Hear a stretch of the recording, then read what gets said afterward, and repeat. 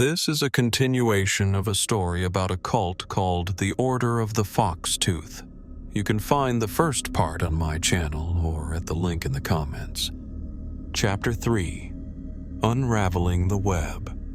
The weight of the previous night's revelation bore heavily on Emily as she paced her tiny room. Linda's death loomed in her mind, a chilling reminder of how far Allan's power extended within the cult. The fact that no one else seemed concerned was even more unsettling. These people truly believed Allan's word was law. Andrea had insisted they go to the police, but Emily knew it wasn't an option. Not yet. Any attempt to report Allan would point directly to her, the only one with access to a phone. Worse, there were no witnesses to confirm Linda's drowning was anything other than the accident Allan claimed it to be. The cult would rally around their leader, swearing it was a tragic mistake, and without evidence, Emily couldn't risk Allan's suspicion. She clung to one thought. She needed proof. Proof of Allan's crimes. Proof of the cult's darker motives. But time was running out, and the fear of what Allan might do next, to Kate, to her, gnawed at her resolve. Morning brought little solace. Emily had started to notice Allan's growing distrust. He was watchful, his dark eyes always seeming to linger just a moment too long. She'd caught him rifling through her bag, likely searching for her phone. The realization sent a jolt of panic through her. Allan was on to her. Her interactions with Kate grew colder. Where once there had been fleeting moments of connection, now there was only silence and avoidance. Kate's guilt over breaking her vow of silence weighed heavily on her, and Emily's attempts to draw her out only seemed to push her further away. A hastily written note from Kate revealed the depth of her remorse. She planned to confess everything to the cult. Emily's stomach twisted at the thought. If Kate revealed their conversations, Allan would know Emily was digging into the Order's secrets. Desperate to prevent disaster, Emily devised a plan. She wrote a new note, one that played on Kate's loyalty to the Order. She praised Kate's dedication and claimed that it had inspired her own desire to join the cult. Emily hoped this would soothe Kate's guilt, convincing her that their interactions had only strengthened the Order's cause. The gamble paid off. Kate responded with cautious relief, agreeing not to confess. As the day wore on, Emily took another calculated risk. She approached Allan directly, feigning interest in the cult. With wide eyes and a trembling voice, she confessed her fear of the coming apocalypse and her admiration for the sense of purpose the Order provided.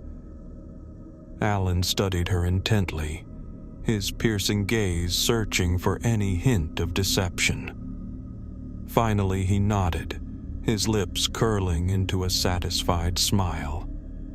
Emily's initiation was set for the following week. Relieved but rattled, Emily retreated to her room. She couldn't shake the feeling that Allan was still watching, still calculating. The walls of the mansion seemed to close in around her, and the oppressive atmosphere made it difficult to think clearly. She needed answers, and soon. That evening, as the cult members gathered for their nightly rituals, Emily slipped away. With her phone hidden securely, she reached out to Andrea, who had grown increasingly frustrated with the lack of progress. Andrea was determined to find the mansion and demanded coordinates. Reluctantly, Emily described the remote location, somewhere deep in the woods between a creek and an old highway.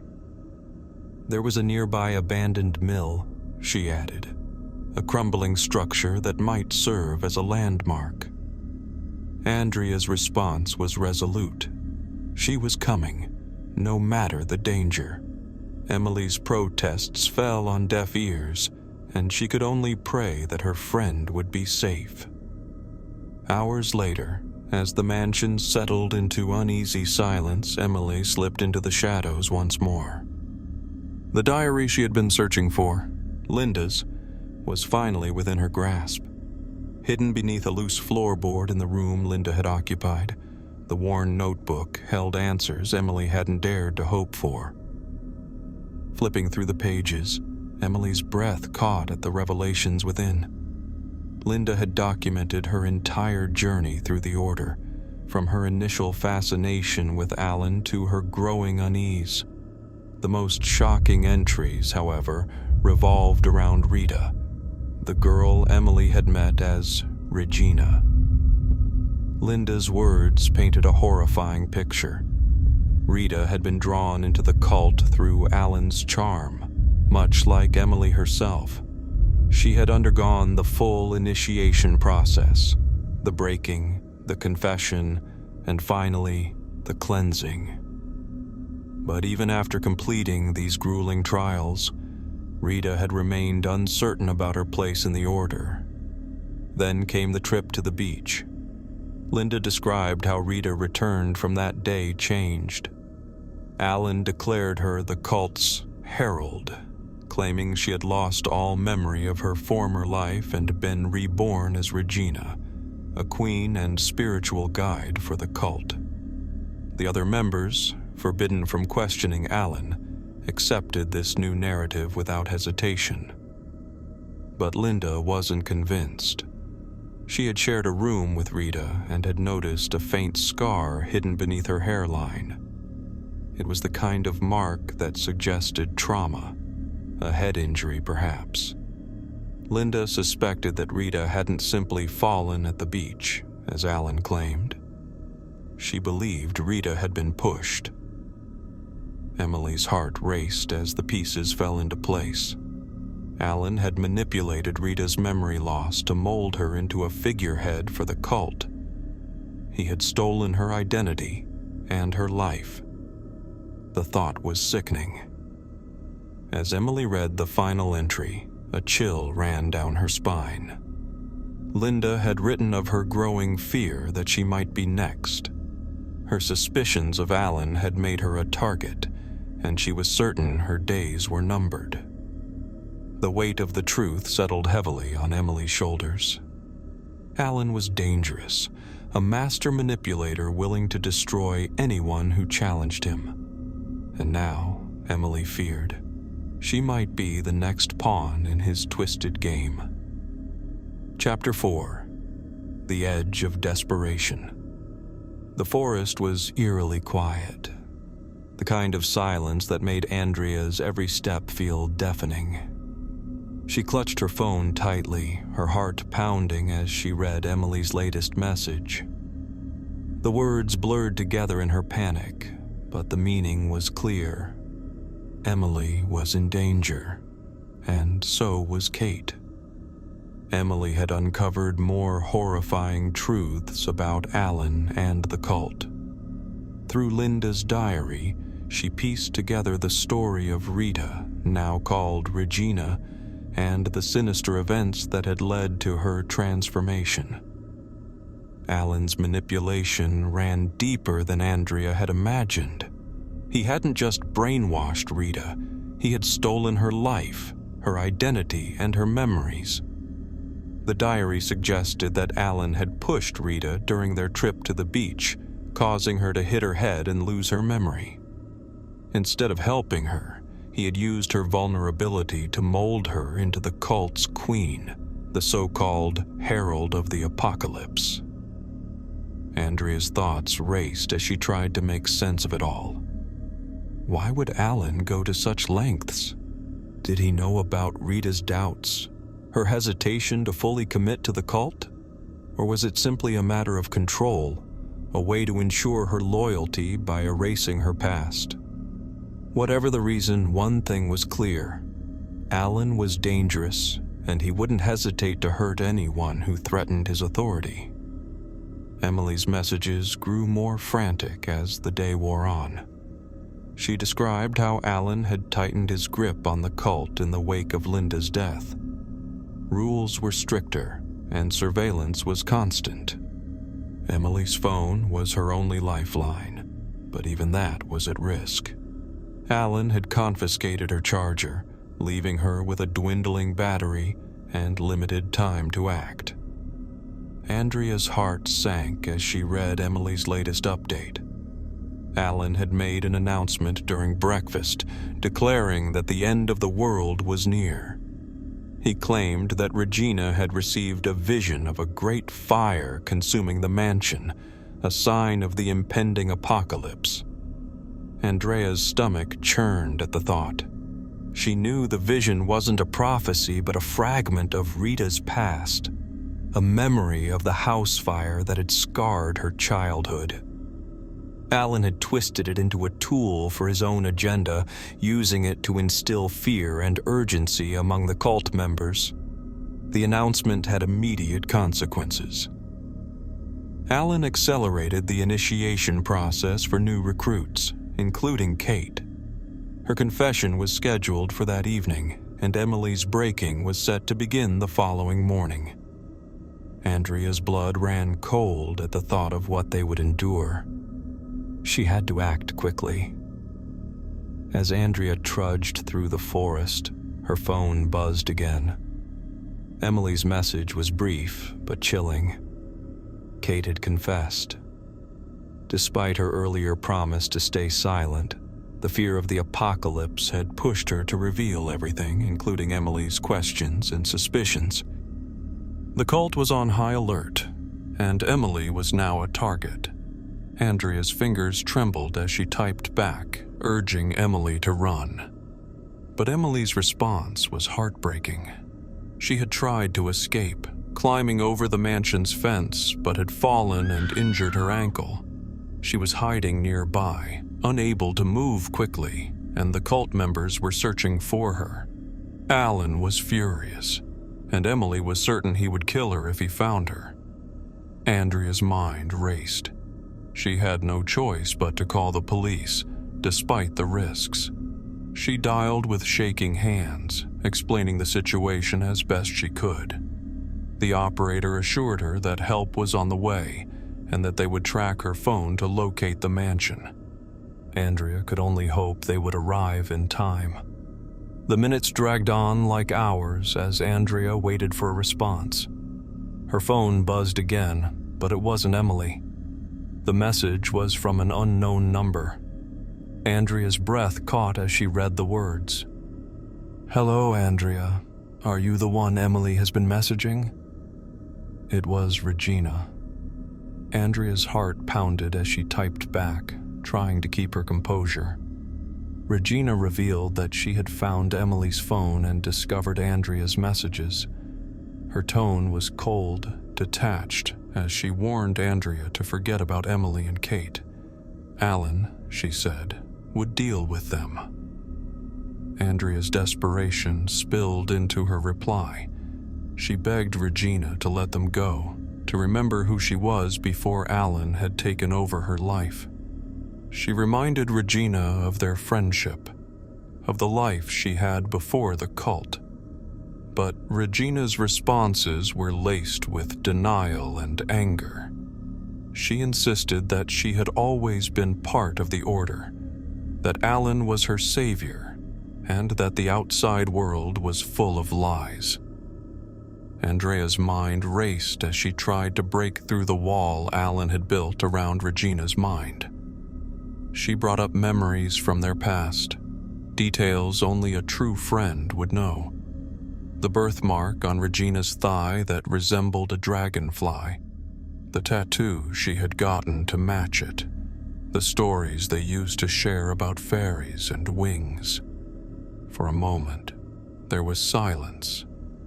Andrea held her breath, hoping she had reached her, but Regina's reply was sharp and dismissive. She accused Andrea of lying, of trying to manipulate her. Allan had warned her about the devil's messengers, and she was convinced Andrea was one of them. Andrea's phone buzzed again, this time with a message from Emily. Her battery was almost dead, but she had managed to send one last update. Allan had locked Kate in the steel cell, threatening to poison her if Emily didn't return to the mansion within the hour. Emily's fear was palpable, but so was her determination. She urged Andrea to stay safe and to trust the police to handle the situation. Andrea's hands shook as she read the message. She was running out of time, and so was Emily. The forest seemed to close in around her as she pushed forward, desperate to reach the mansion before it was too late. Chapter 5. The Final Reckoning. Emily's phone flickered, its battery on the brink of death.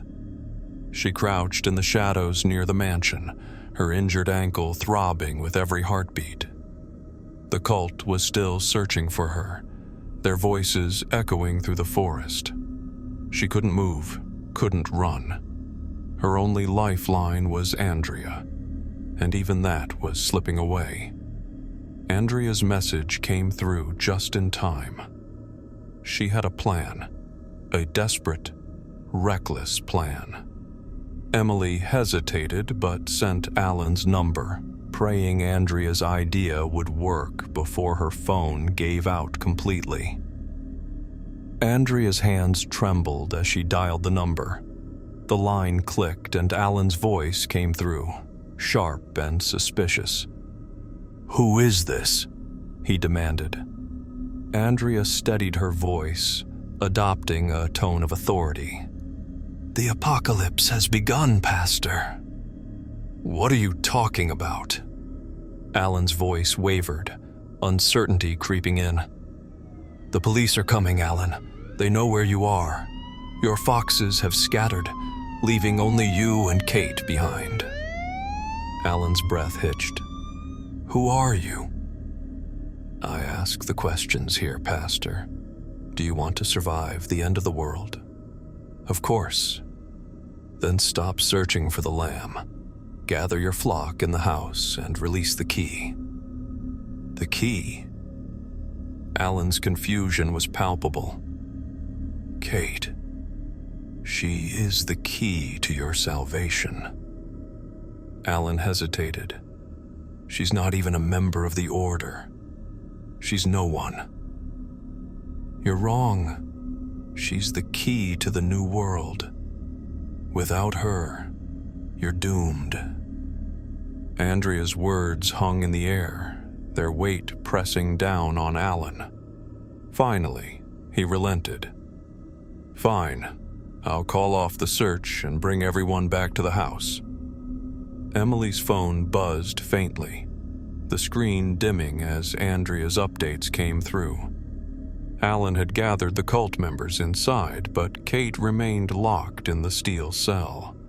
Andrea urged him to release her, warning that the police would burn the house to the ground if he didn't comply. Allan resisted, claiming the cell was the safest place for her. The sound of sirens grew louder, cutting through the tension. Allan's voice cracked as he realized the police were closing in. "You lied to me," he spat. "You said we'd survive." Andrea's reply was cold and steady. "You didn't listen. You didn't release the key." The police stormed the mansion, breaking down doors and arresting cult members. Allan retreated to his office, barricading himself inside. Andrea's voice echoed in his mind as he poured himself a drink, the weight of his failures crushing him. Emily's final message came through as her phone died. "He's locked himself in. He won't release Kate. He said he'd poison her if I didn't return." Andrea's heart sank. She had done everything she could, but Allan's paranoia and delusions had pushed him to the brink. The police broke into Allan's office hours later, finding him slumped in his chair, a glass of lemonade on the table beside him. The coroner confirmed his death as suicide, the drink laced with poison. Allan had chosen to end his life rather than face justice. Kate was freed from the cell, Her frail body rushed to the hospital. Emily was carried out of the forest on a stretcher, her ankle broken, but her spirit unyielding. The cult members were taken into custody, their involvement in Allan's crimes unclear. The court recommended psychological rehabilitation for all of them. In the weeks that followed, Emily began writing a book about her harrowing experience. Her story captured the world's attention, becoming a bestseller and shining a light on the dangers of cults. Andrea graduated college and founded a charity to support survivors of cults, dedicating her life to helping others escape the darkness. Rita, however, remained a mystery. She disappeared into the forest, leaving behind only her fox tooth pendant. Despite the family's efforts to locate her, she was never found.